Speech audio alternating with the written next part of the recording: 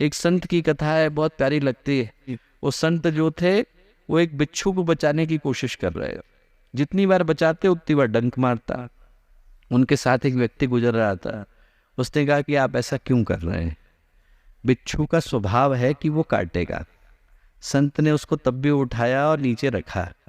बोले इसका स्वभाव काटना हो सकता है, पर मेरा स्वभाव तो बचाना ही है। हम लोगों को जो ईश्वर ने दिया वो ये दिया कि हमारे हाथ में जितनी क्षमता है, हमारे हाथ में जितनी सामर्थ्य है, उस जगह पर हम अच्छा करें। जो दीपक की परिभाषा है वो यही कि आज का जो अंधेरा है वो बाहर नहीं, मनुष्य के मन के भीतर विद्यमान है। अंदर अशांति है, अंदर अतृप्ति है, अंदर अभाव है, अंदर असंतोष है। जो अंधेरा है, आज का अंधकार है, वो व्यक्ति को क्षण भर के लिए भी खुश नहीं रहने देता। व्यक्ति अपनी खुशियों को, अपनी मुस्कुराहटों को भूल करके बैठा है, अपनों को भूल के बैठा है, अपनों के बीच के प्यार को भूल के बैठा है, अपनों के बीच की संवेदना को भूल के बैठा है। किसी को किसी पर भरोसा नहीं, किसी को किसी पर विश्वास नहीं। इस दुनिया को बदलने की शुरुआत बाहर से नहीं, भीतर से ही हो सकती है दोस्तों। और वो जो दीप यज्ञ का अवसर है वो यही संकल्प लेकर के आया कि औरों को हम बदल पाए ना बदल पाए, अपने आसपास की दुनिया को अवश्य बदलेंगे। कम से कम 4 के जीवन में हम लोग अच्छे विचारों को पहुंचा करके आए। वो 4 ऐसे होने चाहिए कि उनके ऊपर हमें आंख मूंद करके भरोसा हो कि यदि कल को कष्ट की कड़ी आएगी, कल को समाज के अंदर संकट आएगा, कल को मानवता कराएगी, और यदि हम इनको पुकारेंगे तो ये निश्चित रूप से समाज की मदद के लिए आगे आएंगे। कोई यदि आपसे पूछे कि गायत्री परिवार कहाँ है, तो गायत्री परिवार अकेले शांति कुंज में नहीं है, और उन 5000 केंद्रों में भी नहीं है जहाँ पर प्रज्ञा संस्थान है, और उन 80 देशों में भी नहीं है जहाँ पर गुरुदेव की शाखा है। गायत्री परिवार हर उस व्यक्ति के हृदय के अंदर है जिसके अंदर अच्छा करने का भाव है। गुरुदेव ने जो एक सोच दी वो यही दी कि इस पूरे दुनिया के अंधेरे को दूर करने के लिए शांति कुंज अकेला काफी नहीं, हमें हर घर को शांति कुंज बनाने की आवश्यकता है। हर व्यक्ति के अंदर उसी चेतना को पहुंचाने की आवश्यकता है, और उसको याद दिलाने की आवश्यकता है कि जो हम भटक गए हैं वो सिर्फ अपने जीवन के उद्देश्य को भटक गए हैं। वहां पर यदि हम सही राह पर, सही जगह पर, सही उद्देश्य के साथ आ जाते हैं तो फिर आने वाले समय में एक बहुत ही स्वर्णिम भविष्य हम आने वाली पीढ़ी के हाथ में छोड़ करके जा रहे हैं।